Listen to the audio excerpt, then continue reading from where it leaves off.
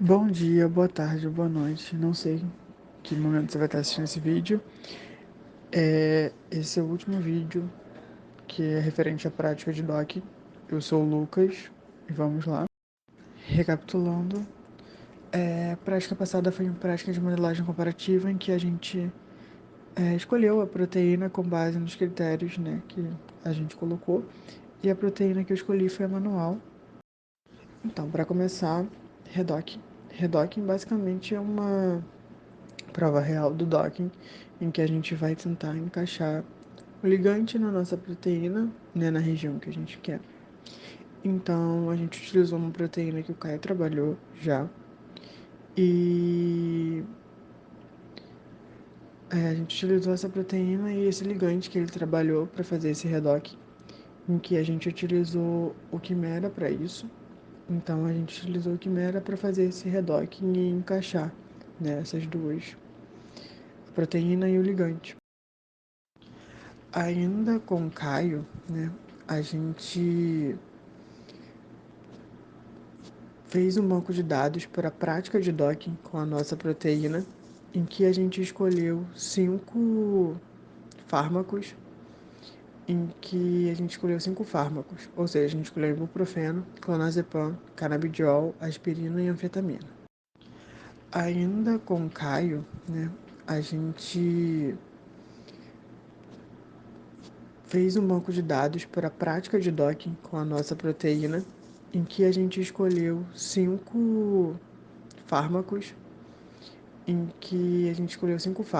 ou seja, a gente escolheu ibuprofeno, clonazepam, canabidiol, aspirina e anfetamina. Esses fármacos, né, que escolhemos, a gente pegou eles em PDB, Smile e MAL2. E para toda a prática que a gente vai ver, a gente utilizou o Quimera, que é um programa em que ele consiste em, basicamente, ele consegue desprotonar, ou seja, botar não só a nossa proteína, mas o fármaco, né, no pH 7, que é o pH normalmente do corpo humano, para a gente poder utilizar e ver se, né, se esse pH, se a gente conseguiria fazer isso. Mas como é que vocês fizeram para pegar esses fármacos? Então, esses fármacos a gente pegou num site chamado Drug Bank, que tem diversos fármacos em suas moléculas. Então, a gente pegou as moléculas desse fármaco em PDB, Smile e MAL2 para utilizar no Quimera. Na prática de docking com o Matheus, utilizamos o que a gente chama de docking cego, ou seja, que ele vai colocando as moléculas ao longo da proteína para saber qual o melhor lugar para ela, já que a gente não sabe qual é o sítio, né, ativo dessa proteína. E então a gente utilizou o Autodocvina para criar essa caixa, né, que é onde a molécula e a proteína iriam se ligar, para saber, né, qual posição ela poderia se ligar e delimitar isso. Para delimitar mais ainda, a gente delimitou que a gente só queria 10 tentativas, né? E então, ao rodar isso para aspirina, a gente pode ver logo nessa figura todos os lugares onde a molécula de aspirina conseguiu se ligar. E um número aqui do lado de score, a gente consegue ver qual foi, né, o melhor, né, o número desse score, que o bom dele mesmo é acima de 8 para cima, negativo. E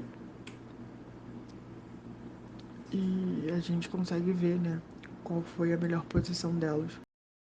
E o melhor valor, né, da aspirina foi menos 6,4, em que a gente pode ver aqui, né, a região onde ela se ligou.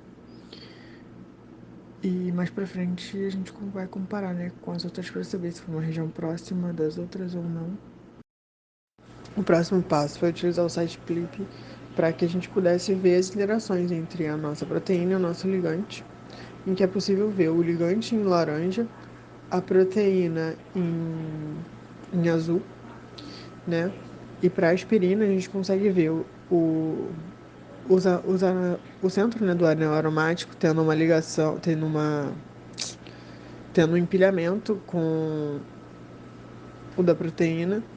E a gente consegue também ver as interações, né, desses empilhamentos e a gente não vê nenhuma ponte de hidrogênio, pelo que demonstrou, né, no clipe. Temos isso para todos os ligantes, né, no caso, os fármacos, e, e para anfetamina a gente teve um valor de 6,2 e ali naquela figura mostra onde todas as anfetaminas estão ligadas, né, na proteína.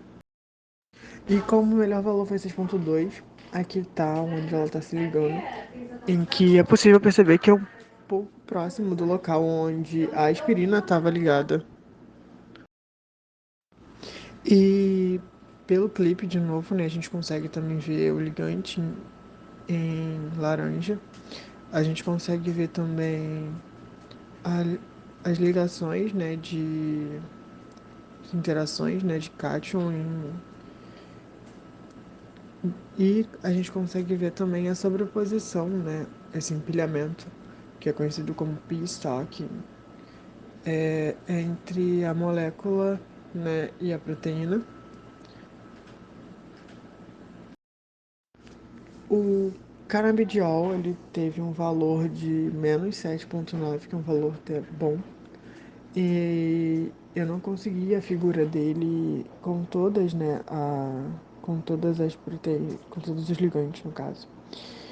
Mas a melhor ligação dele foi 7,9 e foi muito próximo também do mesmo local que as outras se ligaram. E já no clipe, né, diferente das outras duas, a gente não tem o anel aromático, né, se ligando, essa ligação entre os anéis aromáticos, que é esse empilhamento, mas a gente consegue ver essas ligações entre esse, esse empilhamento, né, essas interações de cátions entre o canabidiol e a proteína, em que a gente também consegue ver a proteína em azul e no laranja o ligante. O ibuprofeno, a gente tem um score, né, de menos 6,7.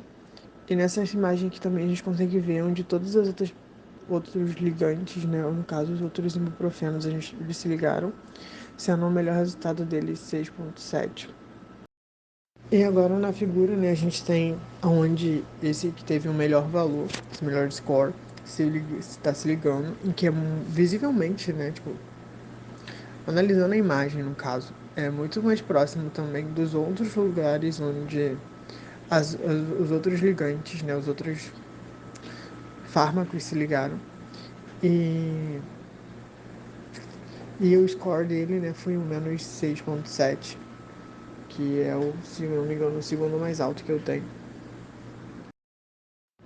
E pelo PLIP também a gente tem esse ligante em laranja, a proteína em azul e essas linhas, né, de interação de cátions e o empilhamento. E como nada na vida é bom o tempo todo, a gente teve um problema com clonazepam. Quando a gente desprotonou ele, ele só restou uma molécula, né, que foi a molécula de água. Então o valor de score dele foi tipo menos 1,2. E quando a gente fez tipo PLIP também, só restou as proteínas. E a gente pôde ver o que não tem, né? Não tem nada do clonazepam por conta, né, dessa protonação que a gente fez. Ele retirou o quimera, né? Ele retira todas as partes metálicas, né? E clonazepam tem algumas partes em metal. E baseado nisso, em primeiro lugar, a gente tem o canabidiol com menos 7,9.